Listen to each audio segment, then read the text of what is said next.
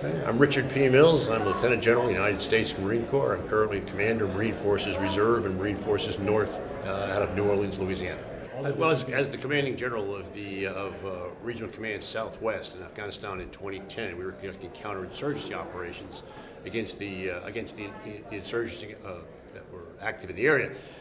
Important to me was to decide on what metric I could use to see whether or not we were being successful in those counterinsurgency operations.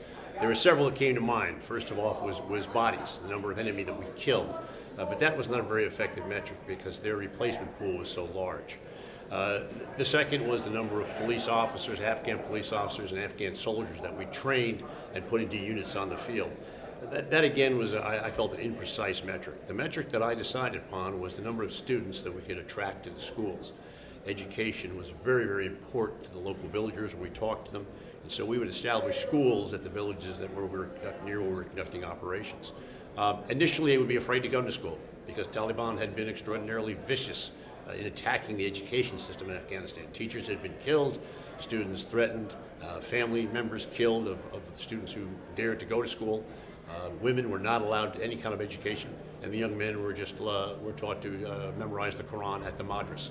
And so we would establish schools, and we knew that when we began to attract students, that we knew the insurgents had been pushed back.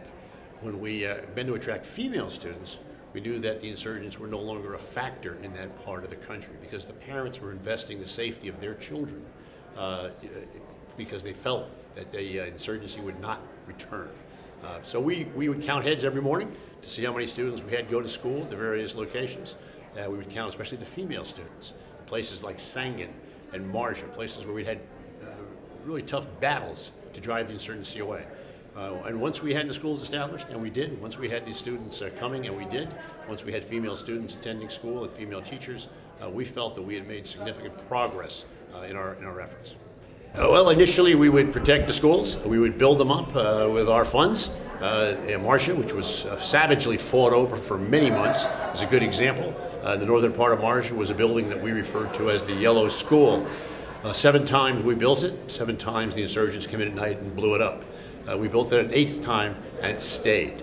Initially we would have some protection close by the schools, but as conditions got better and better, we would withdraw that protection and village life would return to normal, and the students would just simply come to school in the morning, perhaps with a local Afghan policeman watching them, but not much more than that. And we felt that was a true metric we could use to judge our success. The curriculum in schools was sent down from the government in Kabul, and it was taught by teachers who had been trained by the government in Kabul, and we made that very, very it was very, very important to us to ensure that the local villagers knew that it was not a United States or a NATO-driven curriculum, but in fact it was an Afghan government-driven curriculum, an Afghan government education that was provided to strengthen their tie with the central government in Kabul. Oh, I think it created a very good relationship, and it was reflected in the attitudes that we would see. It was reflected in tips that we would get. People would call us at night on a tip line and tell us that the insurgents had sent recruiters into their village.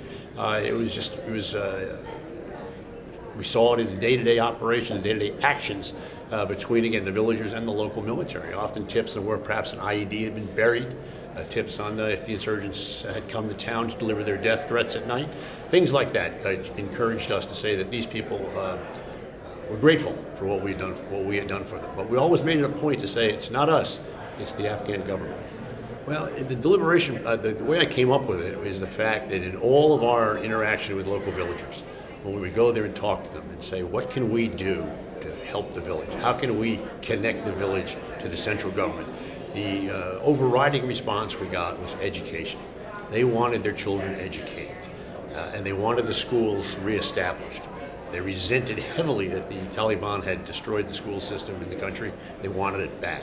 And so I saw that as a real need, and I saw it as something that we were capable of doing at relatively low cost, and one in which the Afghan central government would support us, and again, one in which had a positive return for the everyday life of the villager. I hope it's used other places. I think it's an important metric. It's one of others that you can use. You can certainly use the amount of roads that are free to travel on. We looked at that as well. I think those are the kind of metrics that tell you whether or not you're being successful. We certainly, the people that replaced us used it as well. Hopefully it's spread. I think that what we leave behind us as we come out of Afghanistan a success, and I think that what we leave behind is a vision for the local villagers of what life can be like. The Afghan people are a very joyous people. It's unfortunate years of war have painted a picture of a very gray country. It's a joyous country. It's a country they enjoy poetry competition, kite flying, music, dance, festivals, family gatherings, and travel to meet other family members. It's that kind of a vibrant country, and I think that under Taliban, that was not allowed. That was discouraged, and it was discouraged very actively. So I think that we leave behind a vision of what Afghanistan can be, and I think that will hopefully allow for long-term success.